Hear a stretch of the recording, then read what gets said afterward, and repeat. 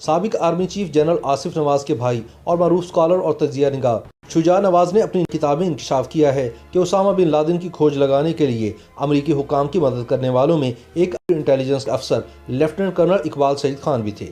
جو اس سے قبل پاکستان کی ملٹری انٹیلیجنس کا بھی حصہ رہ چکے تھے۔ بعد میں امریکی حکام نے کرنل اقبال کو نوازا اور وہ امریکی شہر سان ڈیاگو میں $24 لاکھ کی مالیت کی حویلی میں رہائش پذیر ہیں۔ یاد رہے کہ اس سے پہلے خیال کیا جاتا تھا کہ امریکی حکام کو اسامہ بن لادن کی گرفتاری میں مدد کرنے والے شخص کا تعلق پاکستانی ISI سے تھا، لیکن شجاع نواز کی حال ہی میں شائع ہونے والی کتاب دی بیٹل فار پاکستان میں اب دعویٰ کیا گیا ہے کہ اس شخص کا تعلق ملٹری انٹیلیجنس سے تھا۔ ایک امریکی تھنک ٹینک اٹلانٹک کونسل کے ساؤتھ ایشین سینٹر سے منسلک شجاع نواز نے کتاب کے مواد کے بارے میں بات کرتے ہوئے بتایا کہ کتاب کا محور بالخصوص سن 2008 سے پاکستان اور امریکہ کے تعلقات کے بارے میں ہے، لیکن کتاب کے بارے میں جائزہ لیا جائے تو اس میں ایسے کئی واقعات شامل ہیں جن کا ماضی میں اتنا کھلے عام ذکر شاذ و نادر ہی ہوا ہے۔ اسامہ بن لادن اور ان کے خلاف سن 2011 میں امریکہ کی جانب سے کیے گئے آپریشن کے بارے میں شجاع نواز نے 37 صفحات پر مبنی باب فرام تورا بورا ٹو پٹھان گلی کے نام سے لکھا ہے، جس میں انہوں نے تفصیلی طور پر اس آپریشن، اس کے محرکات اور اسامہ بن لادن تک پہنچنے کے لیے پاکستانی اور امریکی خفیہ اداروں کی جانب سے کی گئی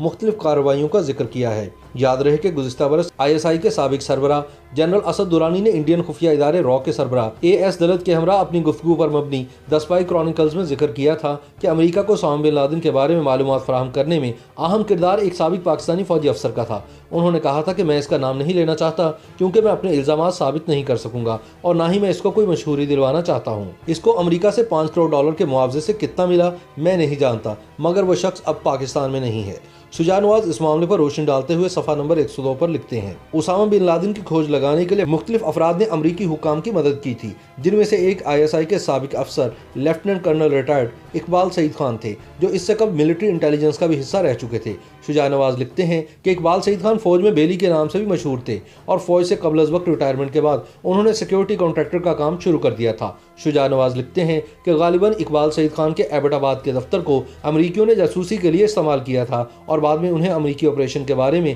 خاموش رہنے پر نوازا گیا۔ اسامہ بن لادن کے خلاف امریکی کارروائی پر پاکستانی حکومت نے ایبٹ آباد کمیشن قائم کیا، جس کی باضابطہ رپورٹ تو کبھی منظر عام پر نہیں آئی، لیکن غیر سرکاری طور پر سامنے آنے والی رپورٹ میں اقبال سعید خان کو بری کر دیا گیا تھا۔ لیکن شجاع نواز اپنی کتاب میں لکھتے ہیں کہ امریکی کارروائی کے فوراً بعد اقبال سعید خان پاکستان سے باہر چلے گئے تھے اور اسلام آباد DHA میں اپنا مکان بھی خالی چھوڑ دیا۔ سابق فوجی افسر اب امریکی شہر سان ڈیاگو میں $24 لاکھ کی مالیت کی حویلی میں رہائش پذیر ہے اور سفید رنگ کی بیش قیمت گاڑی BMW ان کے زیر استعمال ہے۔